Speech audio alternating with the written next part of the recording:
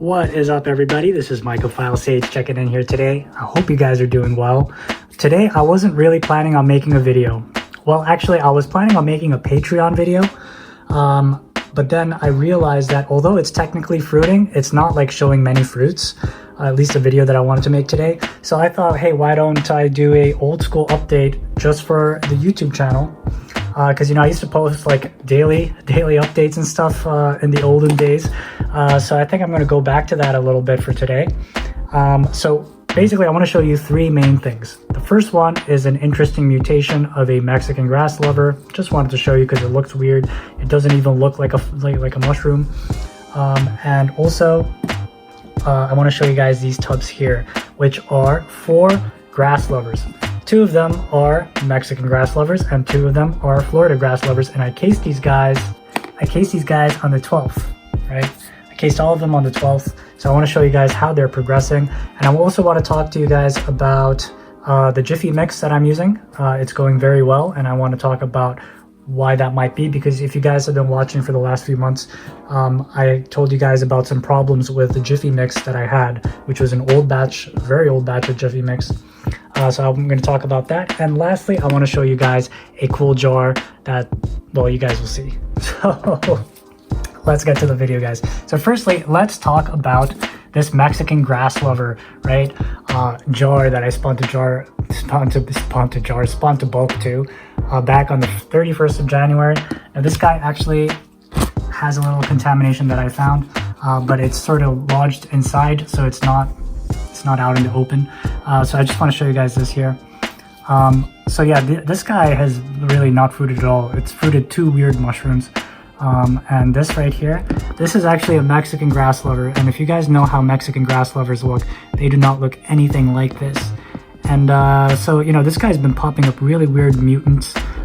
This one actually didn't, the first one I did not harvest. So it's kind of black and things, but yeah, it was really weird looking.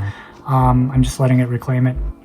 But yeah, it's like every single fruit that this guy has pushed out, it's like they don't know what they exactly are. Like are we a truffle? Are we a mushroom? Are we some mutation in between? Which is sort of what it's been coming out to. So as you can see, it's got this kind of weird gill shape, and this kind of mutation is often referred to as a Rosecomb mutation because of the way the gills are. They're not straight, that you see with regular gills, at least for these types of species. Certain species do have weird gills, but not Mexican Grasslovers, that's for sure. And as you can see, it's like the cap and the stem is sort of almost looks like a reishi in shape on the side profile there a little bit. So yeah, I just wanted to show you guys this. The colors are not too differentiated either between the stem and cap. Almost looks like a slug. So yeah, that's the first thing that I wanted to show you guys. And so moving on, now I want to get to the shoe boxes. So I spawned these guys on the 4th of March originally to bulk, and then on the 12th of March, 8 days later, I put the casing layer on, which is Jiffy mix. And now today is the 20th, so it's 8 days later. So I want to show you guys a little update on the fruiting and everything. Yeah, so before we go talk about it, let me talk about the casing. So I had issues with the casing layer basically contaminating, at least a lot of them, like half of them contaminated like within the next 2 days after casing it. And proper pasteurization and everything that I've always done. And that particular batch of Jiffy mix I bought back in June, right? June of 2022. So almost a year old. And after I went back home for the summer and I came back, so maybe like a couple months later. So I came back on October. So when I came back on October, I noticed I opened up the bag of Jiffy mix, and inside it was just full of mold, right? This kind of weird white mold, and it smelled like fungus, right? And so I would pasteurize it and everything would work. So even with the mold, every time I pasteurized it, it worked, which shows that the casing, the pasteurization method is fine. But it was getting really annoying with all the mold every time I open it up, there's like more mold, and I would take it out, and then I'd open it back up again, and then there's more mold, you know, so it was really annoying. And so one day I decided I had enough, and I sprayed a bunch of alcohol in there. And when I sprayed that alcohol, surprisingly enough, when I open it up next, no more mold, right? And mold never grew back there again, which I thought was fantastic. But then, ever since then, the contamination rates with that casing has gone way up. So it could be that the alcohol killed some of the good stuff. I don't exactly know, or maybe it's some other reason, you know. Well, that's sort of how it happened. So I picked up a new bag of Jiffy mix, and this new bag of Jiffy mix has been doing great so far. It's been 8 days. There's not a single one has contaminated. Everything seems to be going smoothly. All right, so now I could finally show you these tubs, now that I gave you guys a little background. So here is the Mexican Grasslover, guys. And as you can see, it is very, very nicely colonizing up top. Just the way we like it. And I'm going to show you the second one here. Here we are. And it's looking really good, guys. It's looking really good. Almost looks like it's on the verge of forming, if not already forming, hyphal knots. Those little white dots that you see. Doesn't look like primordia yet, but it feels like it's getting there. So hopefully these guys keep going smoothly and smoothly. Fingers crossed. Keep your fingers crossed, guys. I wanna see a shoebox full of Mexican Grasslovers. That'll be great. Oh, and talking about the mutation here, right? I suspect with the Mexican Grasslovers at least, the reason that they're not fruiting much, or if they are, oftentimes they have weird mutations, is because of light. Because Mexican Grasslovers, different from core lovers, they like light. So, you know, ideally I would get like some lighting on my rack, but again, as I said in the previous video, I think I said that summer's coming, so I'm just gonna let the natural sunlight come and see how that goes, you know. And you know, when I film these videos, I close my curtains and everything, but you know, to be honest, my grow room has curtains closed quite a bit, unfortunately.